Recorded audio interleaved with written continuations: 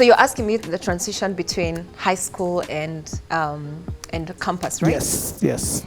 So during that gap year when we used to wait to be called into campus, I had been called to Egerton.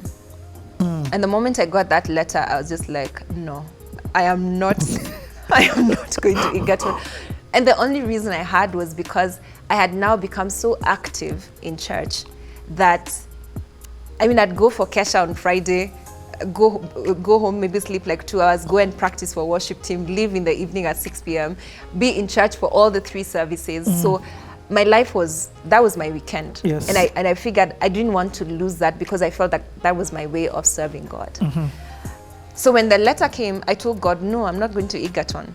And I asked God to open a door for me to go to KU in particular, because I wanted to be in a place where I could come back of the weekend to do what I was still doing. Okay.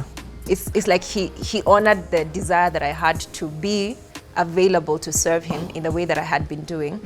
And that's how he opened the door for KU. So for me, KU was not just another university, it was an answered prayer to give me the opportunity to continue doing what I had been doing. And KU comes after Strath? Yes, so I did accounting in Strathmore, and it was a drag. I didn't want to do it, but one of those things that God uses, because when I now went to campus, the first 2 years of business courses, most of them were accounting, and I was acing them like a problem. So sometimes the thing that you don't want to do and you feel like is a process for you to go through is a thing that God might use or will use to be able to accelerate you beyond what you think. So I love that. And what were you studying in KU? I did a BA Econ and Sociology. And why? And why are you taking those courses up? First of all, I'm grateful because it was a very easy way of achieving what I wanted, because I wanted to go into the business world. I had always seen myself as a corporate girl. So I knew that this would give me, if it was not BCom, it was this. So this was for me a good way to get into that space. Did you take up leadership mantles in KU? No, KU was strange for me because it was a huge environment. And again, I found myself with these 2 friends of mine who somehow played an amazing role, Naserian and Leah. And they played an amazing role in just pushing me to something that I never thought I would do. So there was the academic side, and that was my focus. But somehow, when we were in first year actually, we're just new in campus, this is like our 3rd semester or something. And one of the evenings they trick me and tell me, we'll take you somewhere. So we go and we get into this place, and they had registered me for Miss KU. And I said, I'm not doing that. Do you know who I am? I sing in church, I wear long skirts. At what point does modeling come in, And I literally maneuvered my way out of it. No, the first year they told me about it. The second year, when now they were doing auditions, they tell me we are going out to this club thing. We want to go and see what people are doing. Yeah. And I find myself in a place where I'm seeing girls catwalking, and I look at them and I'm like, no, I'm not doing this. And they had already briefed the lady who was in charge. So she said, oh, Sellah. And she called me and she put me in the line and told me, okay, just walk. Let me see how you walk. And the next thing I knew, I had just been, thrust into this thing that I didn't want to do, because I'm a very private person naturally. I didn't want to do, I wasn't interested. It was very, very wrong in my head. And that night, it's like somehow she just told me, you don't have to commit, just do. And the moment I started walking, I was like, I enjoyed it, But then I was like, this doesn't fit into the picture of who I am. The church girl, the prim and proper. In my view, modeling was a very, no-go zone and all that stuff. So it's modeling next to the club. Modeling the club. It was just wrong. Who goes same WhatsApp group. And at this time, I had begun the practice of asking God everything, which is something that I learned from David. If you read the story of David, one of the things that strengthens his walk and his character with God or in God was the fact that he would inquire of God even when it seemed obvious. So example is when Saul had died and it was obvious that he should be the one taking over, because this is the thing that he had lived for. But he goes to God and says, should I now go and take over one of the cities of Israel? And God says, yeah, you can go. And then he says, which one in particular? you want to be so smack in the middle of God's will as opposed to just going with, you know, the flow. And that's how I believe one of the things that made God call him a man after his own heart, because you're not just interested in doing for the sake of doing, you're actually interested in doing exactly what pleases him. So by this time I had begun to First of all, that's so powerful. And thanks for sharing that. I've just been reading, and sidetrack, I've been reading Noah. And the very strangest thing happens if when you read that story. Puts his hand out, bad comes, bad goes, bad comes back. Puts his hand out again, bad goes, bad comes back. Third day doesn't come back. He chills 7 days and then opens up something, but he still asks God. And God tells him, I'm like, you've already got all the signs and proofs that you needed. Why are you bothering to ask? But that's, I hadn't looked at it from the perspective of that's a man who God looks after his own, who God sees as a man after his own exactly heart. For me, I think the thing that has strengthened my knowledge of God is that thing of asking, because we underestimate the interest that God has in us getting it right. Many times we use our wisdom, we use what is obvious, you know, even in choosing who we want to marry, what we want to name our children, you know, the careers that you want to have.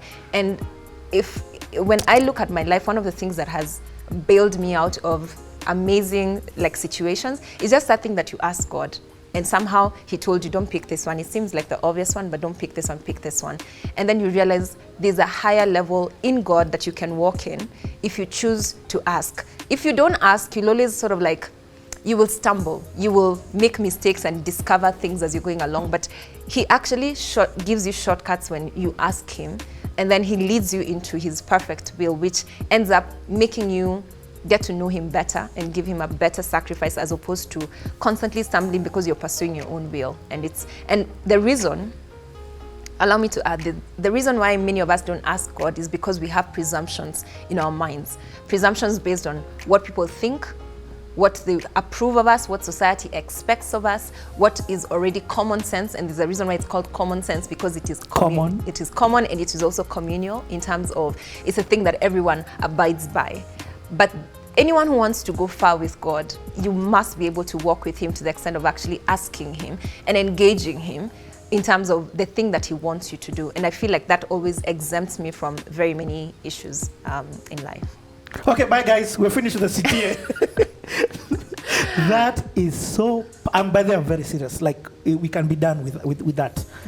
I love that. And that is such a huge nugget that you have given people. Myself, when I say people, I'm talking about me. Well, I know your story, including why we're here today, and the journey that you've walked. So it's so powerful that can save people so many mistakes, money, pain, and a whole bunch of other things in life. So you're on this catwalk, you're enjoying it, but you're feeling a certain type of way about it. You have your own perceptions about what this thing is. Based on laws. Because I've already said a good girl is like this. Especially a godly girl who leads worship in church, is a youth leader, blah, blah, blah, is like this. And then and then these girls are used by God, now I realize later, to push me into something that I was literally fighting.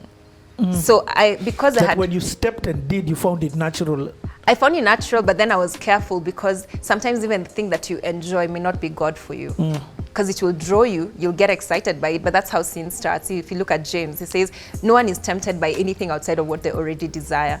Everything always starts with that nugget of, you already have the desire becomes sin, the sin now becomes manifest, and then it leads to death and all that. So, for example, like I said, I don't drink, so even if you bring Hennessy or whatever it is that you bring before me, it will not, because there's no desire in me for drinking or for alcohol, then it's not a basis on which the enemy will tempt me. But the enemy will tempt you in areas that you already have a desire in. I need to bring some shoes here. It's the shoes. Anyway, but I love what you like. I'm making fun, but what you're saying is it's so... You can't be tempted outside of what you already desire. And that's how Eve actually fell. For her, at that point, I believe she was already maybe having maybe premeditations or thoughts around, why would God actually tell us not to eat this thing? The more you hang around that thing, the more it will become a basis of temptation for you. And by the time the enemy came to ask her, you know, like, did God really say? It sort of like just fed into the thing she was already creating room for. You're looking for the yes. You're looking for the yes and the approval, which will always come if you hang around long enough. If you're looking for a reason to do something or not to do something, the more you keep it in your mind, whether good or bad, it will always come, and it will be so easy, because then you've already created the room in your mind for that thing to happen. Okay, that's powerful. So what happens? This thing, you said you then asked God about this. So I went back and I was asking God, okay, modeling, Sellah, the picture that I have, they don't go together. And that's when he began to teach me about liberty. Liberty in terms of the knowledge of God that introduces you to a side of him that tells you, rise, kill, and eat. And you're a Jew.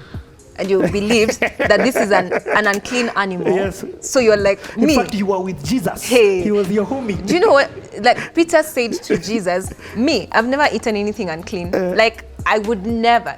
And then if the funny thing is, how we don't know how much you can drift away from God and say that we're walking with God, is how he said, Lord. He actually said to him. So he knew it was God who was speaking to him. Oh. But then he responds and says, Lord, me, I've never eaten anything unclean. Like, I cannot, surely. And this is God telling him to rise, kill, and eat. So that was my experience. That when God was telling me, you're actually going to do this. And then on top of that, I say, how will I know that this is you? And then he introduced me to the book of Esther and told me that, do you know the whole basis of how she got into being a queen was through a pageant. Like, there were girls there. They went through a process of being selected. There was a lot of politics going on, of course. I mean, being queen, that's a position of influence.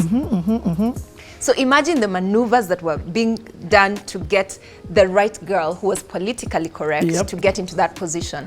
But God uses that opportunity to introduce himself to a nation that was actually heathen, to make room for her. Now, at this point, God had already begun to feed my mind with thoughts about the nation now in terms of Kenya. I just would not sleep or rest. And this is now from high school, I forgot to say that. I began to just have this burden for Kenya. Like in church, when I would lead worship, we'd be speaking about healing, we'd be speaking about revival, and for some reason I'd just have to say something about Kenya as I'm leading worship or make a prayer. So I knew that there was something that God was tagging in my heart about Kenya. So back to modeling, he takes me through the book of Esther, and not just reading, but he began to show me how to dress, what to do in terms of now how to engage in that pageant. So, first and foremost, I love that you've explained that you were in high school training your ear to hear God. So now that's where it's not. I'm not saying you're not doing it anymore, but at least you've got an understanding of when you hear his voice, you're not asking, "Hey, is that you?" Yeah. You already know it's him. I knew it was him. Hence why when this opportunity came to you, you decided, let me first find out if my God is in tune with this. Yeah. But then, what are you doing? Is it praying that you're doing with him? Are you alone in your room? Like, how are you engaging him, and how are you hearing these things? It's not, okay, first of all, I really did used to spend a lot of time in prayer because I was still like discovering, like I was still growing in my walk with God. But that prayer, just to say, was for my husband. Like I used to spend a whole lot of time because I knew that this thing that God is molding and increasing in me, the only thing that would break it was not a career, was not anything else. It was the man that God would allow to come into my life. And I knew the moment that happens, it would be a make or break for me. So I always tell my girls, I would spend maybe out of 7 days, 4 days fasting and praying. God, don't let me get it wrong. Not in this area. And that would be my cry, that would be my prayer, that would be my, all that. So back to modeling, because this is still in campus, I was doing that. So you see, God is not dealing with me in compartments. So the same girl who's praying about her husband is the same girl who's also being introduced to modeling, and I'm like, what? But the moment I got a green light from him, it was a go for me. Yeah. Because the floodgates now began to open in terms of my mind, understanding what Esther went through, why she went through it, how it was tied to the nation and all that. And God was still training me to get to know him in ways that it's almost like discovering God in places that you wouldn't think he is. So he was opening my mind to what I would call liberty, the liberty of the spirit, where he can lead you into places, like I said, where you least expect, but you find God there.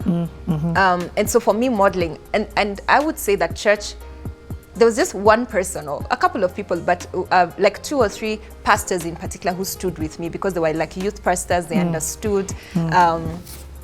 Like the Wagatas for me played a significant role in my life, and they really stood with me to say, you're actually, if you've had God, because they had known me for a while and they knew that I didn't just do anything for the sake of doing it. So they emphasized in my life that if you've had God and you're clear, we'll back you. In fact, they even came for the for the pageant. You needed the backing because what you were doing was unconventional for the role and space that you were playing in church. I was already getting backlash because there was the question of, okay, so when it comes to bikini, what will you do? You know, when it comes to modeling, because now after that you begin to get like what Deals. are they called? Deals, you know, to endorse different kind of deals, things, gigs, even for just modeling. What will you do? You know, and for me, I didn't need to think through that because I already knew the principles by which values. God taught me. It's not even values in terms of that I don't or do. It's that He was introducing me to, if I say you go, you go. It's not a function of what people approve or what people don't approve, because that's a thing that normally can hinder you from hearing God, because you're waiting for the approval of men, and yet those men are not hearing God. They don't know what is right. They're probably struggling in their own walk with God. But when God tells you to do something, that's when He began to reinforce it in me. You do it. And God's yes to you can be God's same no to somebody else. Absolutely. He can say 2 different things to 2 different people. Precisely. This is so good. God, thank you first of all for letting us start with Sellah, but I'm enjoying this. So I'm going through the modeling process. So now He's introducing you get an me. acceptance, and you are. I mean, what I mean is internal acceptance of, let's do this. Yeah. And you begin to submerge yourself. This guy even begins to give you traits and ideas. And I say that like I remember, God.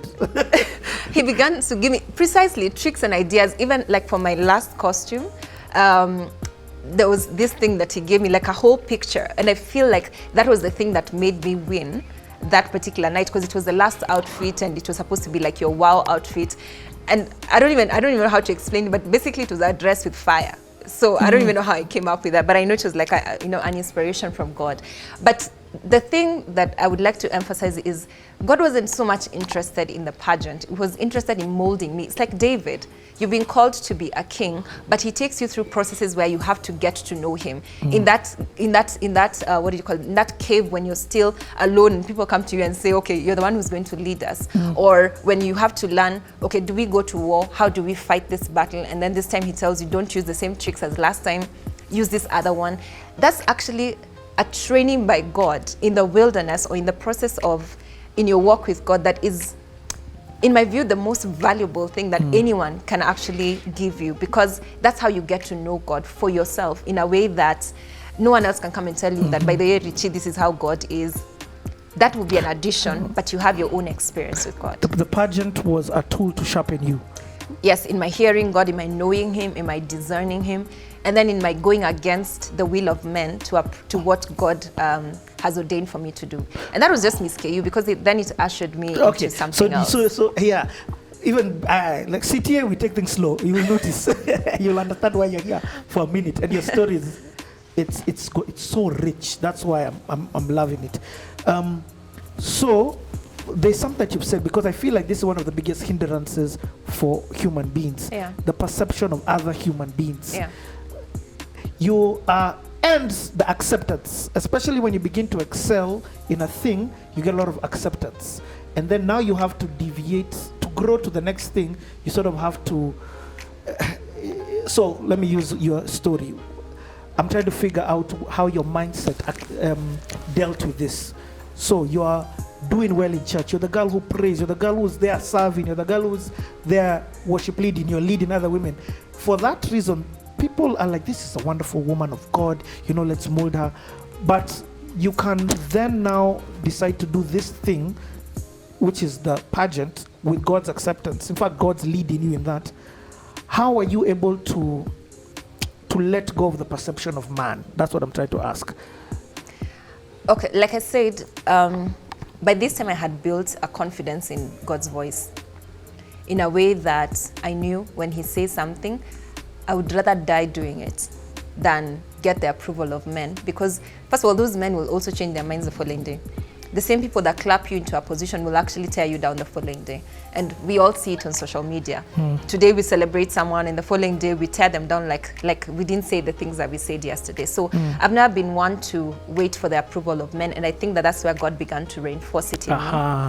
And then, of course, having certain voices that God used to affirm me